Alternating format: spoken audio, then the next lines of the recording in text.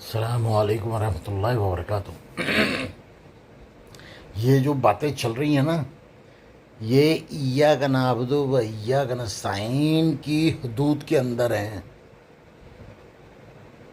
جو اس میں آپ نے کہا ہے نا عبادت، یہ اس عبادت کے دائرے کے اندر آتی ہیں باتیں۔ بچوں کو تعلیم دینا ماں باپ کی ذمہ داری ہے۔ تو آپ نماز پڑھ کے یہ کیسے کہہ دیتے ہو؟ نماز میں یہ کیسے کہہ دیتے ہو ایاک نعبد و ایاک نستعین؟ آپ نے عبادت کا ایک سب سے اہم حصہ جو بچے کی تربیت کا ہے، اسی میں خیانت کر دی ہے۔ سمجھیں آپ میری بات؟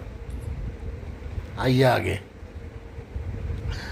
اب جب بچے کو پڑھانا ہی ہے اور آپ نے اٹھنا ہی ہے فجر میں، آپ نے فجر کی نماز پڑھنی ہے، آپ باپ ہو۔ اگر آپ نہیں پڑھو گے تو آپ کی بیوی بھی نہیں پڑھے گی، آپ کی بیٹیاں بھی نہیں پڑھیں گی، آپ کے بیٹے بھی نہیں پڑھیں گے۔ ٹھیک ہے؟ فجر کی نماز پڑھو گے آپ۔ فجر کی نماز میں جب اپنے بچوں کو اٹھاؤ گے، آپ پورے قرآن مجید کے اندر آیتیں کتنی ہیں آپ کو معلوم ہی ہوگا، نہیں ہوگا دیکھ لیجئے گا، سوال جواب میں مل جائے گا کہیں نہ کہیں۔ ٹھیک ہے؟ ایک آیت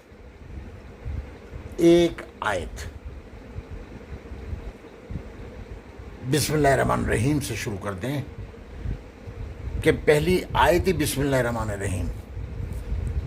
بیٹے کو صبح فجر کی نماز پڑھائی ساتھ اپنے، ٹھیک ہے، اور اس کو بولا بیٹے آج بسم اللہ الرحمن الرحیم سیکھ لو۔ بسم اللہ الرحمن الرحیم۔ 1 منٹ لگا اس میں؟ نہیں۔ آپ 5 منٹ اپنے بیٹے کو تعلیم دو بسم اللہ الرحمن الرحیم، جو علم آپ نے سیکھا ہے اس کے مطابق۔ اگر آپ نے تجوید سے قرآن پڑھا ہے یا حفظ کیا ہے یا پڑھا ہے، صرف نادرہ میں پڑھا ہے آپ نے، آپ کو اسی کے مطابق جو آپ نے سیکھا ہے وہ علم دے دو اس کو۔ ٹھیک ہے؟ اس کے بعد آپ اس کو 1 دن میں صرف بسم اللہ الرحمن الرحیم سکھا کے شام کہنا بیٹے میں شام کو آؤں گا، زبانی یاد ہونی چاہیے اور کہاں پڑھنی ہے یہ آ کے بتاؤں گا رات کو۔ باقی بات رات کو بتا دی۔ اس کے بعد بس آپ نے آیتیں سکھانی ہیں روزانہ کی۔